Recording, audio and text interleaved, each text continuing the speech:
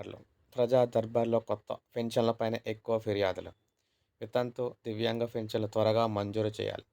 ప్రభుత్వానికి పలువురు కూటమి నేతలు కూడా వినతి.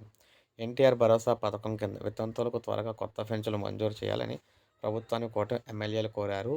శాసనసభ ప్రశ్నోత్తరాల సందర్భంగా పలువురు ఎమ్మెల్యేలు కొత్త పెన్షన్లతో మంజూరుపై మాట్లాడారు. పెన్షన్ తీసుకుంటున్న భర్త చనిపోతే అతని భార్యకు ఆ మరుసటి నెల నుంచి స్పౌజ్ కింద కొత్తగా పింఛన్ ఇస్తున్నారని, కానీ ఇంట్లో పింఛన్ తీసుకోని వ్యక్తి చనిపోయినప్పుడు వితంతువుగా మారిన వారికి కొత్త పింఛను మంజూరు చేయడం లేదని తెదేపా అయితే అక్కడ వసంతకృష్ణ ప్రసాద్ అయితే ప్రభుత్వం దృష్టి తీసుకొచ్చారు. పింఛను ఇచ్చేందుకు 1వ తేదీ గ్రామాలకు వెళ్తే మిగతా వితంతులు తమ వద్ద వాపోతున్నారని తెలిపారు. ప్రజా దర్బార్లో కూడా వీటిపైనే వినతులు ఎక్కువగా వస్తున్నాయని, అర్హత కలిగిన వితంతులకు పింఛను త్వరగా మంజూరు చేయాలని కోరారు. డిప్యూటీ స్పీకర్ మాట్లాడుతూ లబ్ధిదారులు ఇళ్ల వద్దకు వెళ్ళినప్పుడు అభినందనల కంటే వితంతుల పింఛన్లు వినతులే ఎక్కువగా ఉంటున్నాయని చెప్పారు.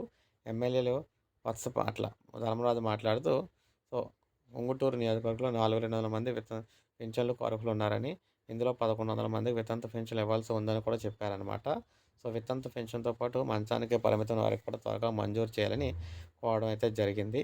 సో ఈ విధంగా మనం చూసుకున్నట్లయితే రాష్ట్ర వ్యాప్తంగా వితంతువుకు సంబంధించి కావచ్చు, మిగిలిన పెన్షన్లు కావచ్చు అందరూ ఎదురు చూస్తున్నారు. సో మొత్తాన్ని అందరూ కూడా కొత్త పెన్షన్ల కోసం చూస్తున్నారని ప్రభుత్వాన్ని కోవడం అయితే జరిగింది. సో ప్రభుత్వం తొందరలోనే కొత్త పెన్షన్లు ఇస్తామని చెప్పింది.